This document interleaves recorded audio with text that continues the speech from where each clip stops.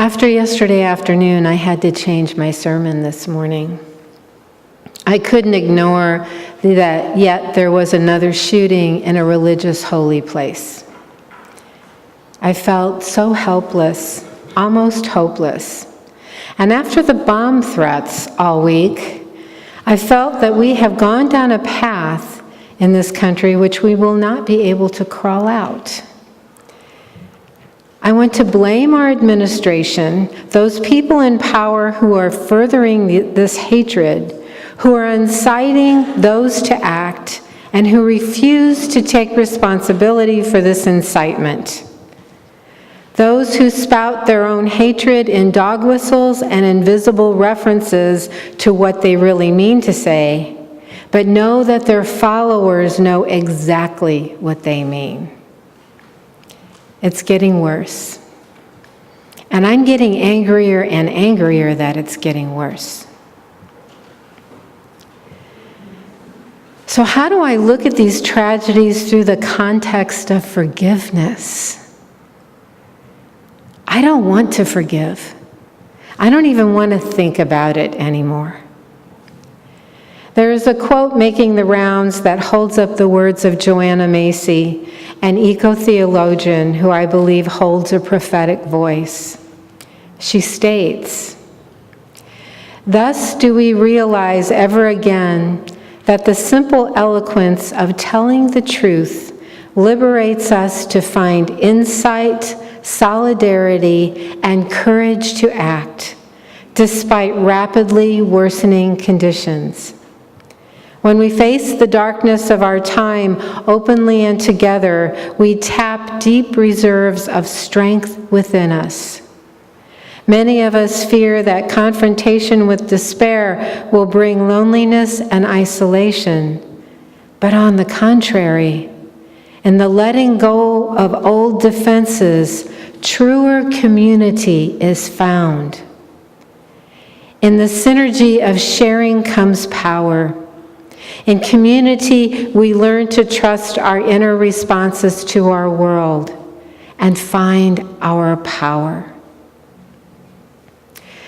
She was talking about climate change. But in the coming year, we may be asked to do just that.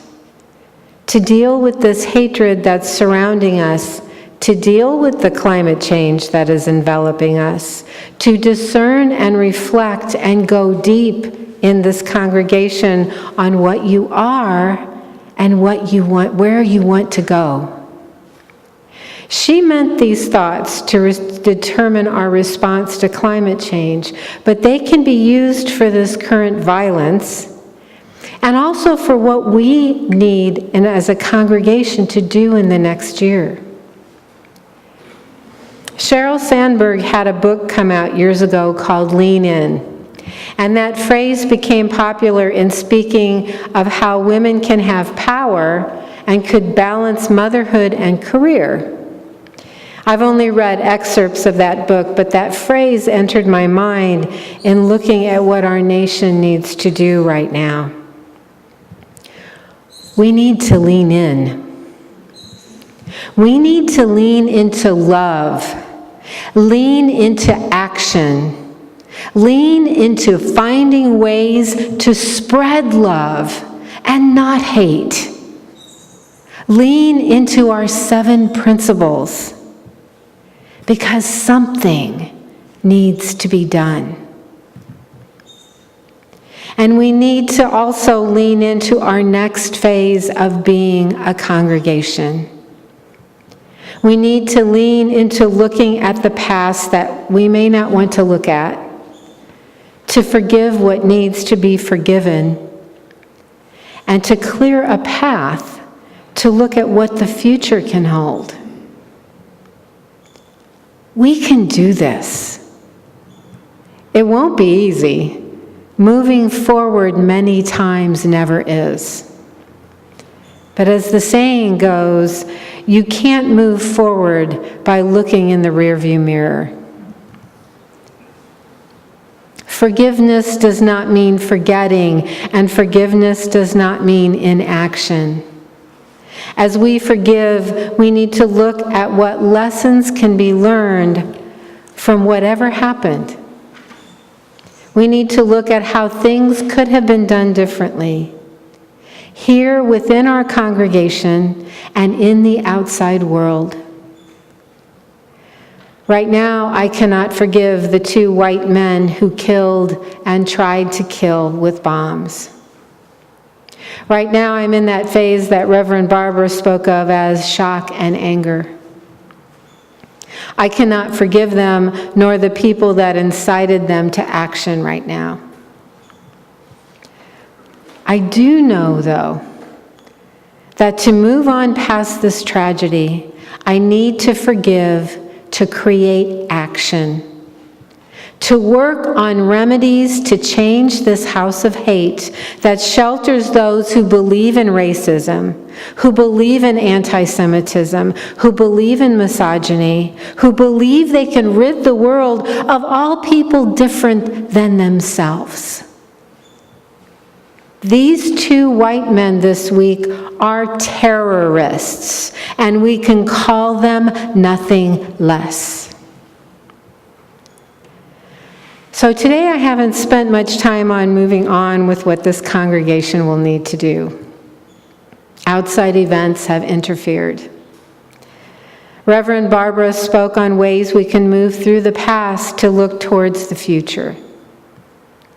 And we have a common read from the UUA that we are currently reading also in this congregation called Justice on Earth. And in it, Reverend Kathleen McTeague tells a story of how she was on a train and one rider was complaining about what an awful day it was because of the rain and the fog. And another was on the phone exclaiming, "What a glorious day it was with the rain and the fog." And she went on to say, despite what we aim for in our moments of high aspiration, we get caught up in the small stuff. Spiritual practices help tilt us back towards our aspirations. They remind us that the virtues we admire in others are actually states of mind and ways of action that we can choose. The more we practice them, the more widely we open ourselves to a different perception and a changed story, to becoming the person who looks at the rain and says, "What a treat." As we work through this year, let us look at those painful moments as one who looks at the rain and says, "What a glorious treat." Let us use spiritual practices in the coming year to evolve ourselves into the beings we wish to be. For as my spiritual director has told me, words that I have yet to forget, for they felt so profound when she said them to me. You need to be in a space inside with reflection and discernment to be able to deal with the space outside. We need to do personal reflection to be able to make change in the outside world. Pamela Sparks in the Common Read, Justice on Earth, says, "These times demand that all of us have strong internal spiritual resources, whatever our particular personal theology. How well do we understand and make the connection between our own personal growth and processes that bring about larger social change?" So if you want to make this congregation the greatest congregation that you see it to be, you must strengthen your own personal growth.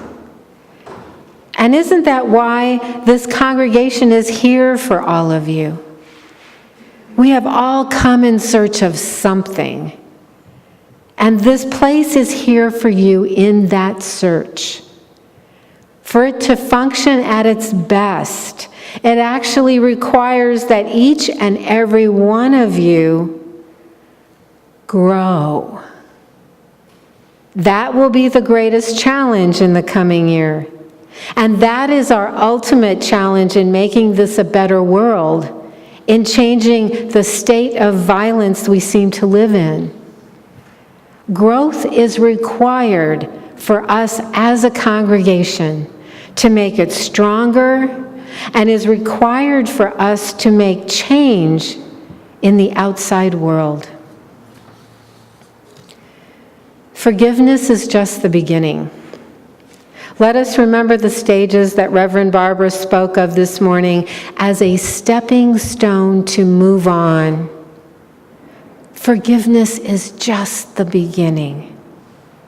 Personal growth must be included to create the congregation and the world we wish it to be.